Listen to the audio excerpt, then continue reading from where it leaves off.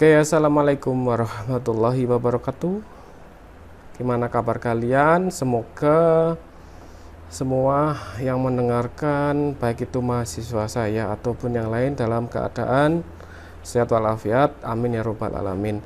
Oke, hari ini Bapak akan menjelaskan terkait perencanaan geometri jalan. Jadi pada teknik jalan raya, pada pertemuan hari ini kita akan membahas apa yang disebut dengan geometri jalan, bagaimana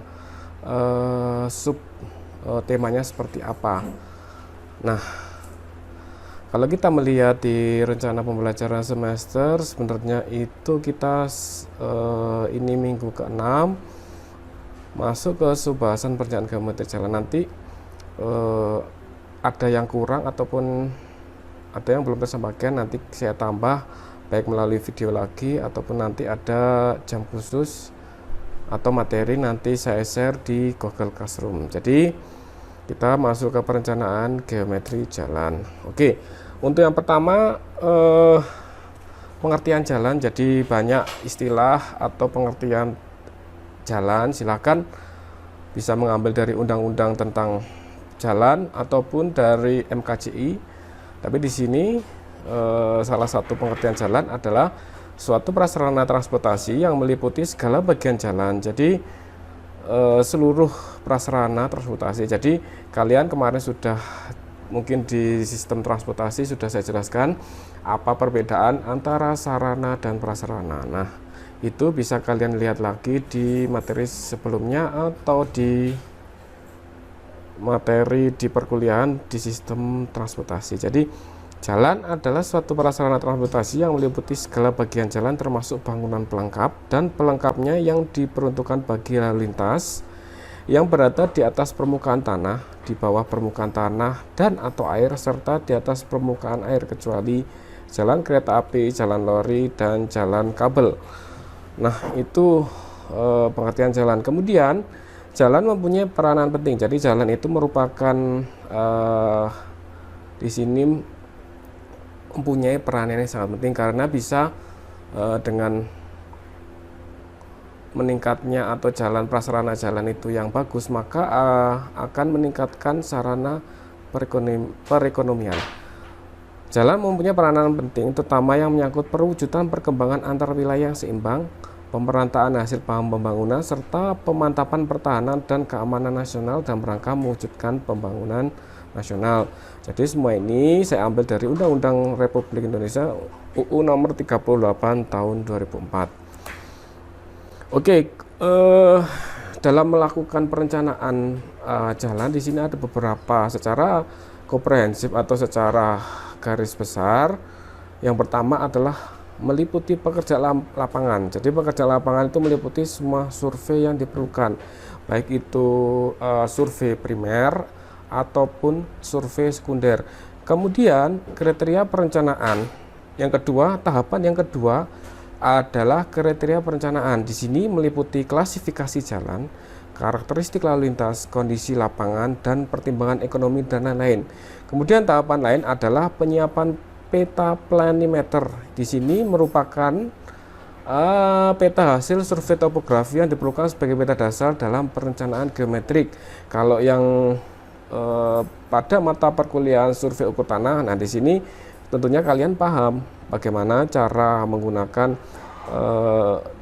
theodolit ataupun waterpass di sini yang kaitannya dengan untuk mengetahui survei atau mengetahui kontur dari suatu permukaan.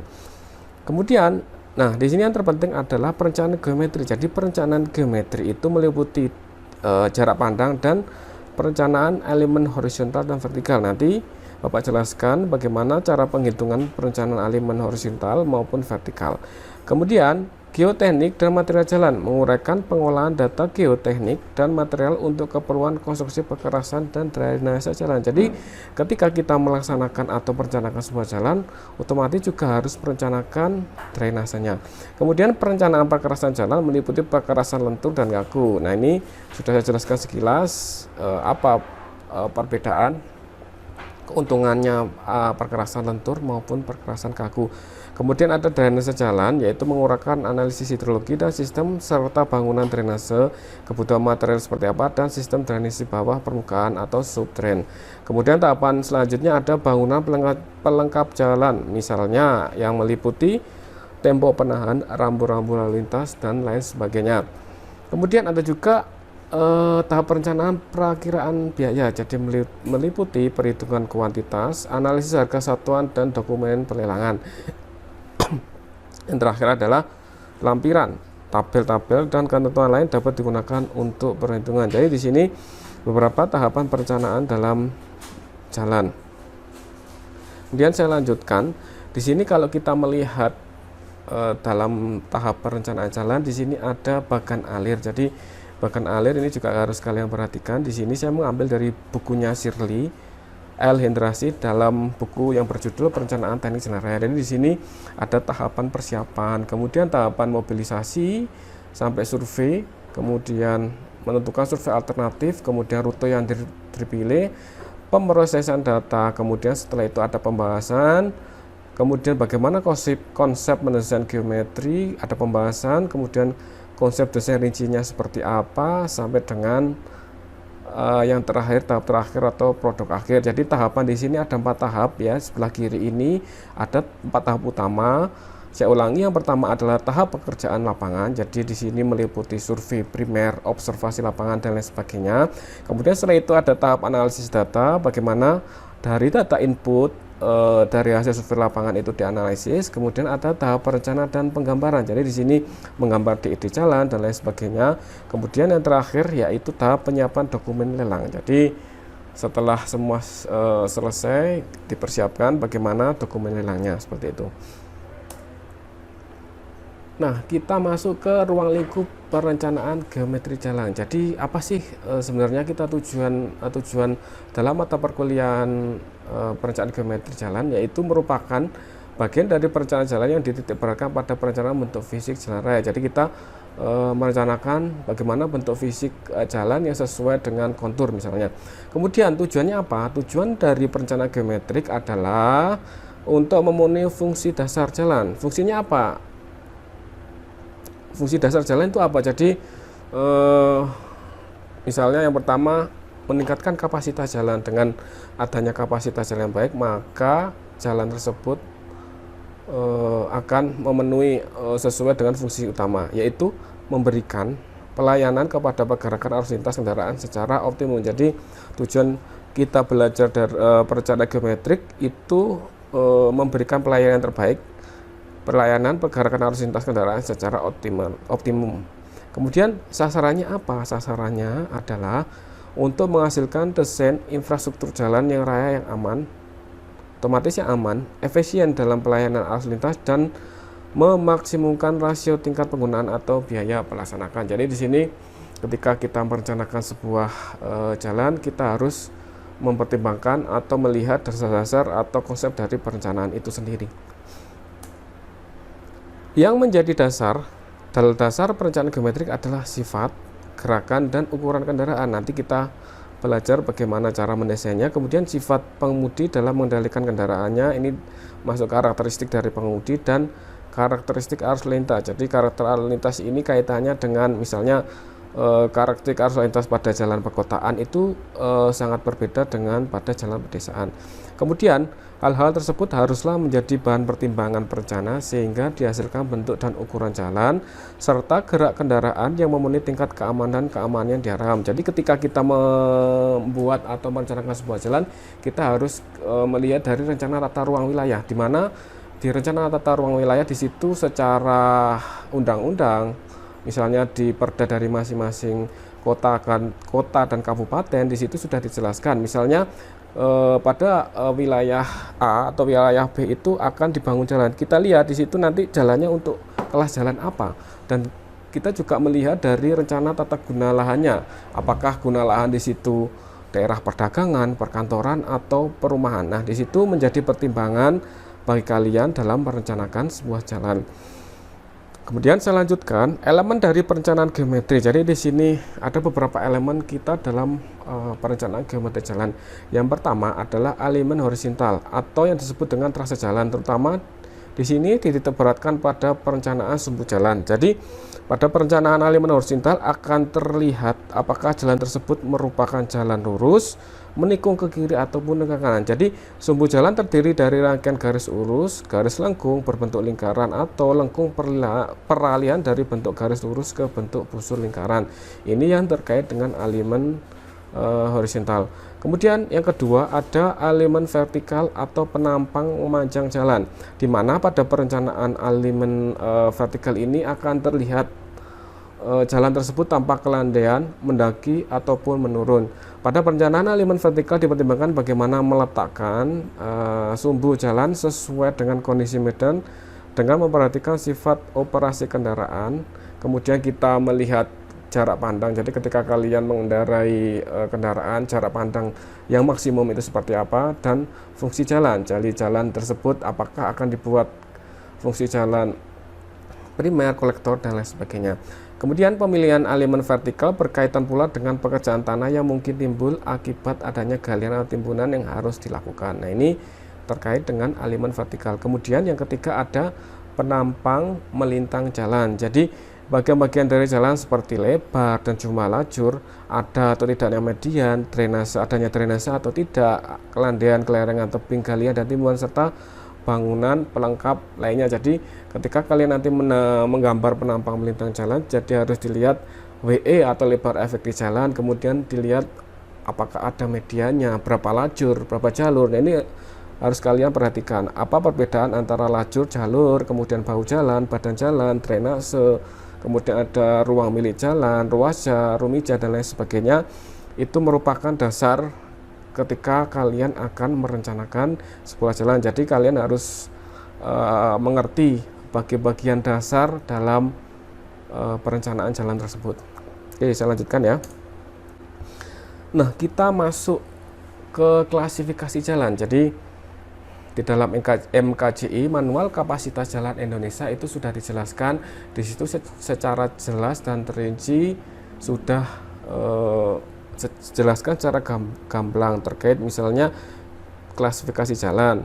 Yang pertama adalah sesuai peruntukannya, apakah jalan umum atau jalan khusus.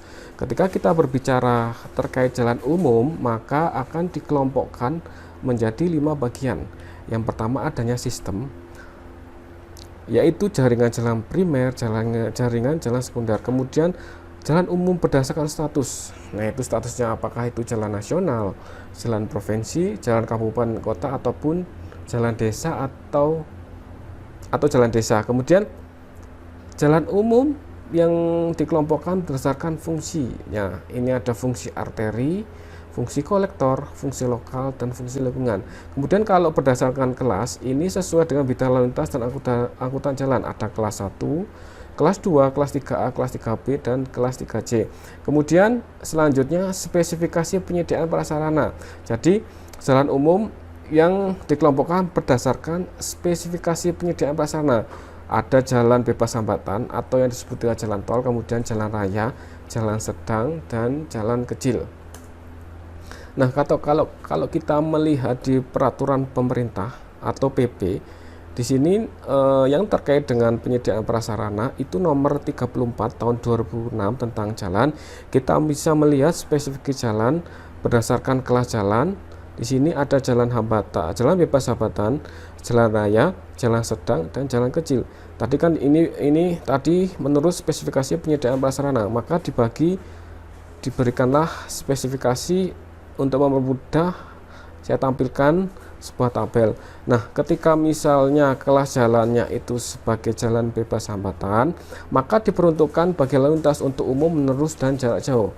Kemudian ada spesifikasi jalan pengendalian akses, kemudian persimpangan sebidang, jumlah lajur minimumnya berapa. Jadi di sini harus diperhatikan lajur minimum itu berapa ketika kelas jalan bebas hambatan. Di sini 2 lajur per arah. Kemudian lebar lajur atau jadi masing-masing lajur itu minimum ada jarak atau panjangnya ini 3,5 meter per lajur. Jadi ketika 2 lajur ya 3,5 ditambah 3,5 ada 7 meter. Kemudian harus ada median. Kemudian ada pagar rumijanya. Nah, ketika kalian melewati tol pasti ada mediannya yang di tengah seperti itu. Begitu pula ketika jalan raya, jalan sedang maupun jalan kecil ini harus kalian tahu ketika kita membicarakan klasifikasi dan spesifikasi jalan berdasarkan penyediaan prasarana jalan seperti itu. Kemudian klasifikasi penggunaan jalan. Di sini ada jalan kelas 1 tadi, jalan kelas 2, jalan kelas 3A, jalan kelas 3B, jalan kelas 3C. Kalau kita berbicara jalan kelas 1 maka yaitu jalan arteri. Apa spesifikasinya jalan kalau kita menginjak atau jalan arteri, yaitu dapat dilalui kendaraan bermotor termasuk muatan dengan ukuran lebar tidak melebihi 2500 mm, ukuran panjang tidak melebihi 18.000 mm, dan muatan sumbu terberat yang diizinkan lebih besar dari 10 ton. Nah, ini untuk klasifikasi ketika merencanakan jalan kelas 1 atau jalan arteri. Begitu juga kelas 2 jalan arteri, kelas 3A jalan arteri atau kolektor, kelas 3B yaitu jalan kolektor, dan kelas 3C yaitu jalan lokal dan jalan lingkungan. Jadi di sini ada spesifikasi yang harus dipenuhi. Nah, klasifikasi penggunaan jalan di sini, kelas jalan tadi ya ada kelas 1, 2, 3A, 3B, 3C. Kemudian fungsi jalannya ada arteri atau kolektor, di sini 3B kolektor dan lokal lingkungan. Jadi di sini ada lebar minimum ketika akan merencanakan dan panjangnya minimum. Kemudian ada tinggi. Ini juga menilai atau mengacu pada peraturan pemerintah. Nah, di sini catatannya, dalam keadaan tertentu daya tampung jalan atau MST kelas 3C dapat diterapkan lebih rendah dari 8 ton. Panjang maksimum kendaraan penarik 12.000 mm. Jika ditambah gandengan atau tempelan maka panjang maksimum tidak boleh lebih dari 18.000 mm. Jadi harus dilihat ketika merencanakan jalan itu apakah dibuat jalan arteri ataupun kolektor. Kita harus melihat atau mengacu pada peraturan pemerintah ataupun manual kapasitas jalan Indonesia. Nah, di sini ada persyaratan teknis jalan di PP 34 atau 2006. Silahkan kalian lihat sendiri ya. Ini tabelnya ataupun yang sudah diklasifikasikan berdasarkan fungsi jalan, jenis angkutan jalan yang dilalui, jarak perjalanan, kemudian ada kecepatan rata-rata, ada simpang sebidang, ada jumlah akses apakah dibatasi dan atau tidak dibatasi, lebar jalan minimal, dan syarat-syarat utama yang harus diperhatikan. Oke, saya lanjutkan. Nah, ini adalah matrik klasifikasi jalan. Jadi kalau kita melihat matriknya seperti ini, ada fungsi jalan, arteri, kolektor, lokal, lingkaran, ini masuk primer, kemudian fungsi jalan, arteri, kolektor, lokal, lingkungan masuk sekunder, ada kelas jalan 1, 2, 3A, 3B, dan 3C. Kemudian tingkat pelayanan yang diharapkan ya seperti ini. Jadi ketika tingkat pelayanan jalan itu menurun, maka perlu adanya perbaikan kapasitas jalan. Nah, ini tingkat pelayanan yang diharapkan. Nah, kalau kita mempelajari, nanti kalian membuat atau menggambar gambar melintang jalan, ini adalah tipikal ruang jalan yang harus kalian mengerti. Nah, di sini mudah-mudahan terlihat ya, di sini yang warna putih itu merupakan, jadi warna putih ruang manfaat jalan. Jadi batasnya sebelah sini sampai sebelah sini, ini namanya ruang manfaat jalan. Ini juga termasuk lebar efektif jalan. Kemudian ada medianya, ada drainasenya di sini. Ini masuk ruang manfaat jalan. Kemudian ketika menginjak ke ruang milik jalan atau rumija, ini yang di sampingnya ini disebut dengan ruang milik jalan. Kemudian ruang pengawasan jalan atau ruwaja ini yang setelah rumija. Nah, ini kanan kiri. Kemudian baru ada bangunan. Nah, ini tipikal ruang jalannya menurut peraturan pemerintah nomor 34 tahun 2006 seperti ini. Ini harus kalian pahami dan harus kalian juga mengerti. Dan ini klasifikasi ruang jalan menurut peraturan pemerintah tadi. Misalnya pada rumaja, ruang manfaat jalan, itu peruntukannya apa? Pelayanan lalu lintas dan angkutan jalan, termasuk median, perkerasan jalan, jalur pemisah, bahu jalan, jaluran, tepi jalan. Kemudian ada juga trotoarnya dan ambang pengamannya. Rumaja, kemudian rumija tadi, ruang milik jalan, itu termasuk rumaja, pelebaran jalan, penambahan jalur lalu lintas dan pengamanan. Bisa juga jalur tertentu dapat untuk ruang terbuka hijau, bisa juga untuk RTH. Kemudian ukurannya ini sudah ada di sini, ukurannya harus berapa, harus minimum berapa, maksimal berapa. Nah, ini bisa dibaca nanti ya di peraturan pemerintah 34 tahun 2006. Kemudian kalau kita berbicara tentang definisi tingkat pelayanan, sebenarnya sudah seringkali saya Bapak sampaikan bahwa tingkat pelayanan jalan itu ada A sampai F. Ketika A itu apa artinya? Sifat arus lalu lintas itu bebas, volumenya sangat rendah sehingga kecepatannya tinggi. Biasanya tingkat pelayanan jalan A itu pada jalan tol. Jadi jalan tol diharapkan itu memang kecepatannya tinggi karena volumenya atau sifat arus lalu lintas itu bebas. Kemudian hambatan internal, tidak ada hambatan internal. Kebebasan pengemudi bebas memilih kecepatan lajur yang dipakai. Ini misalnya tingkat pelayanannya A. Sampai dengan F ini ada pengertian dan spesifikasi yang khusus.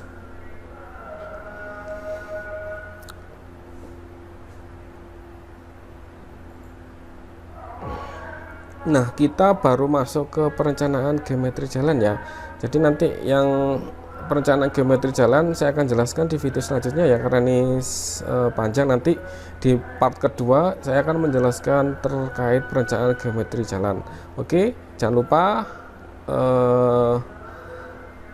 dibaca materinya sebelumnya sehingga nanti ketika masuk ke part 2 bisa nyambung dan lebih paham. Terima kasih. Selamat pagi, selamat siang, dan selamat sore.